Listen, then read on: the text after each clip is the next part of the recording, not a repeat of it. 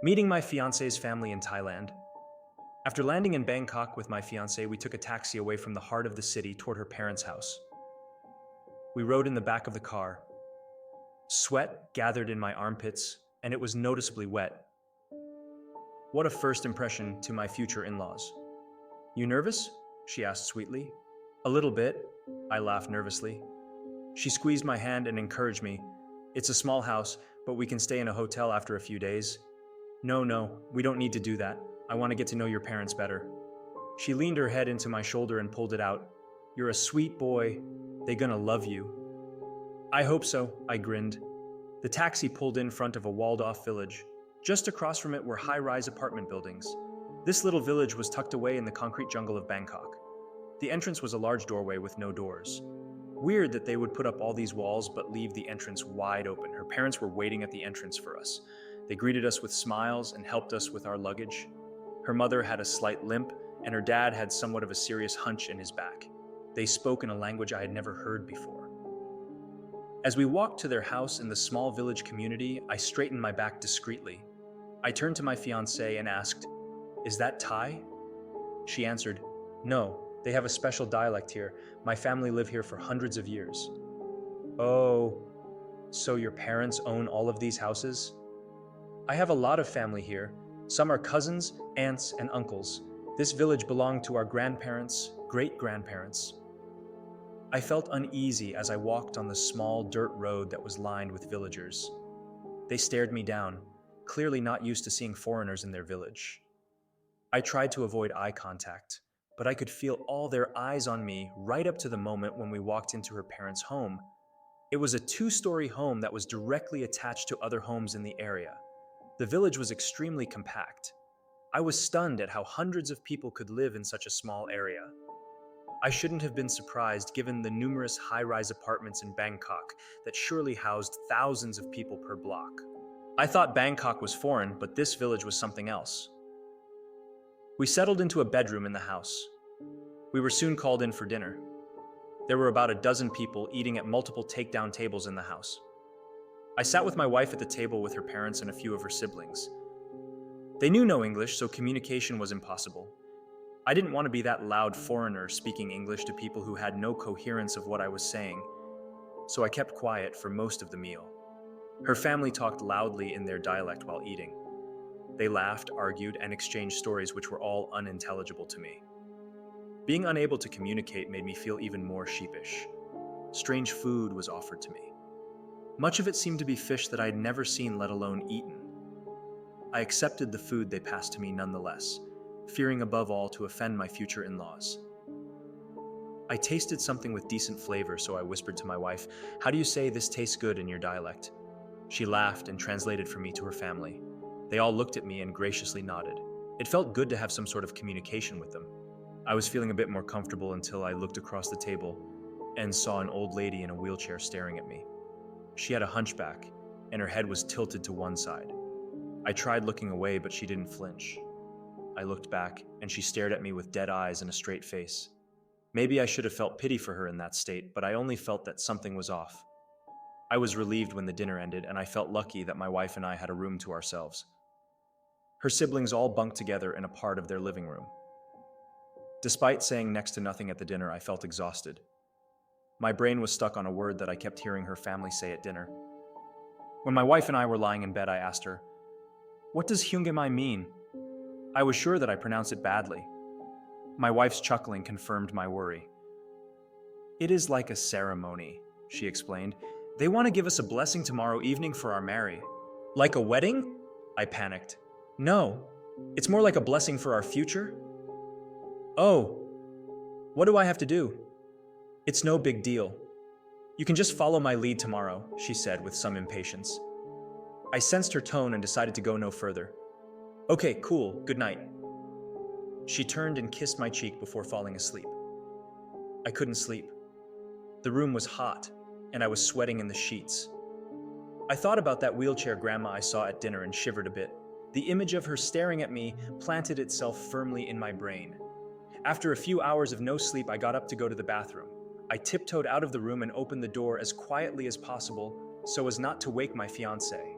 As I softly closed the door behind me, My eyes turned to the end of the hallway.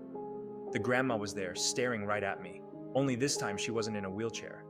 She was standing.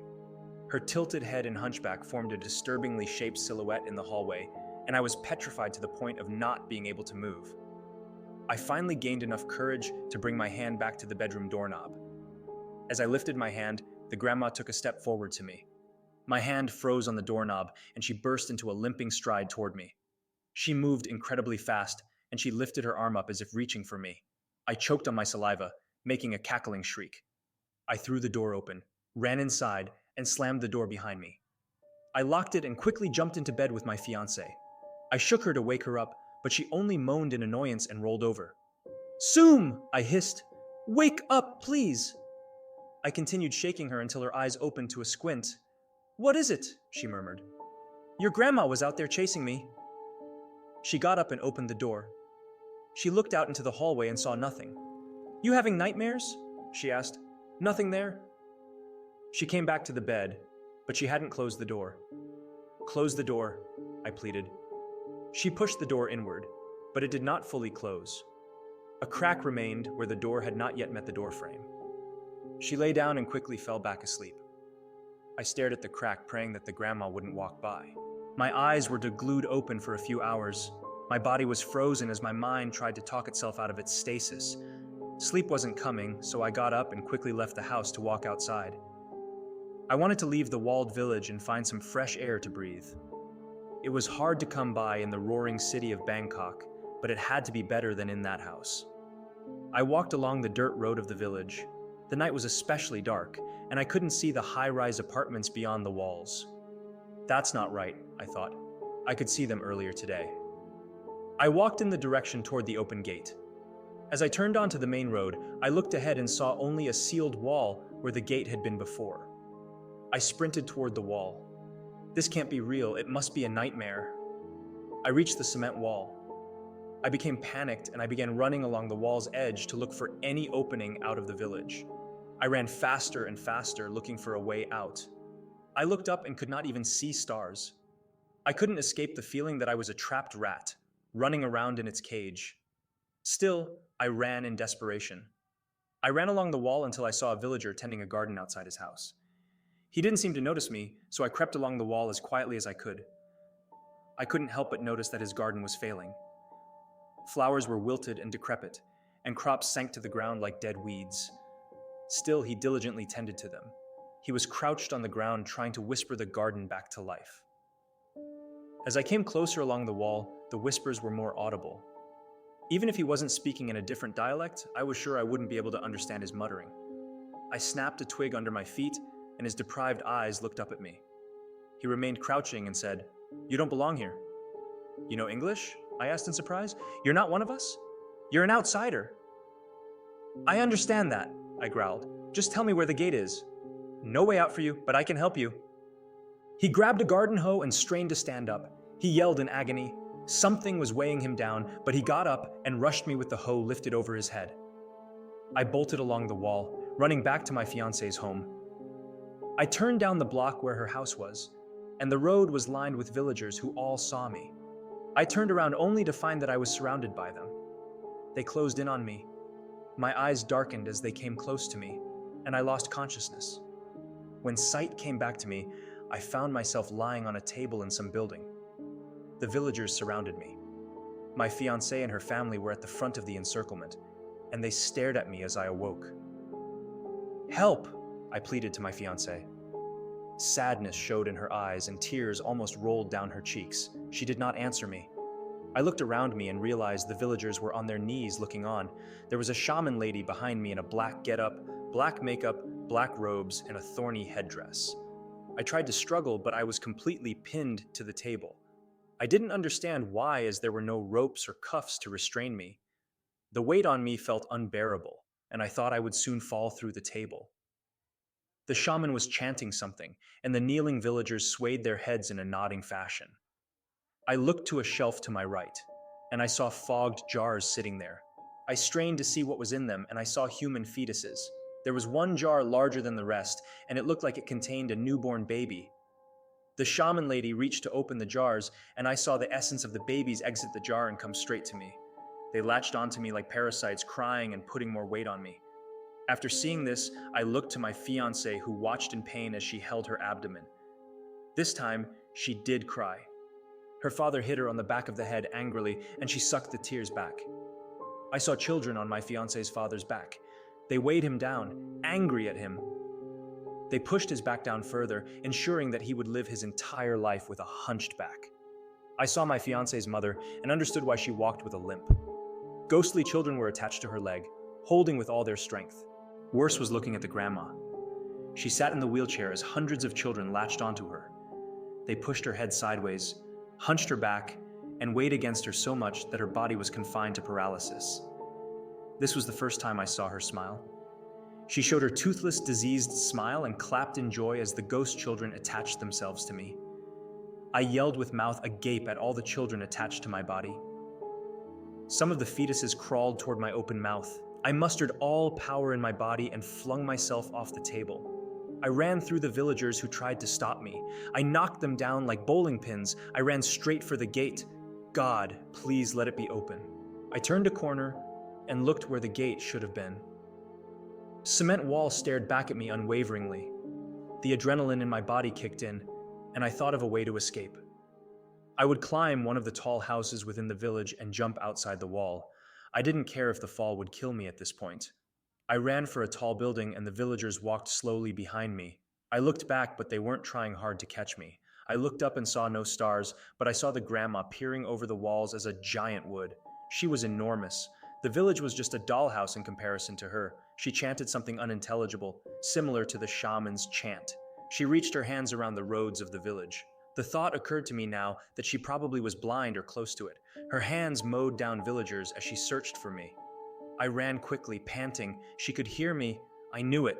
My breath was too loud, and the ghostly children clinging to my body were crying and shouting at full force. I approached the building and started climbing. The children weighed me down, and my body was being drained of energy rapidly. I struggled, but I reached the roof. My strength was completely gone. I panted on the roof with my hands on my knees. The children weighed my back down, and I felt that I should just fall to the ground and never get up again. The gap to the wall was significant. I could not see anything beyond the wall at this point, only darkness and a murky fog. It was hard to remember where I was anymore.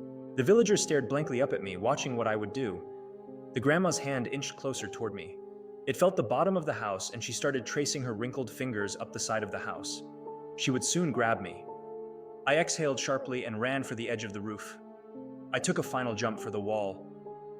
The gravity of the children seemed to be too much. My chest dug into the top edge of the wall, and I wrapped my arms to the wall's other side. I dangled there as the villagers continued watching. The grandma smashed the roof of the building I was just on. She dug her hand through the building, looking for me. I pulled myself up slowly.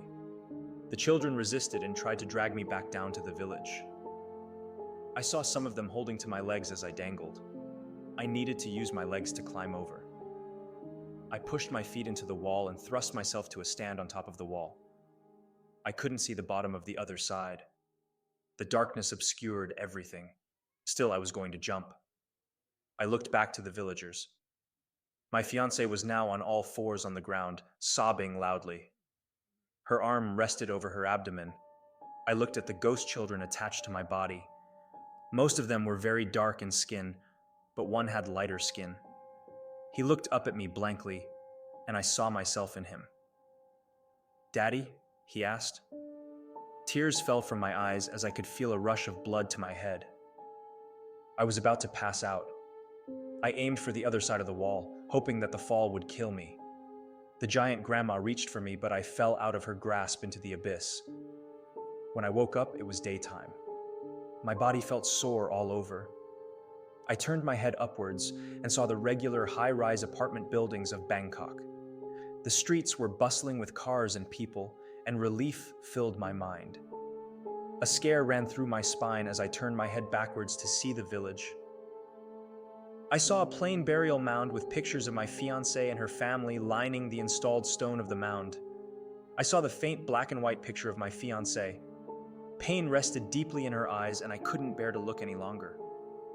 I turned and stumbled away from this place forever. It was only now that I realized the hunch in my back, the uneven distribution of my shoulders, and the limp that I had in both of my legs.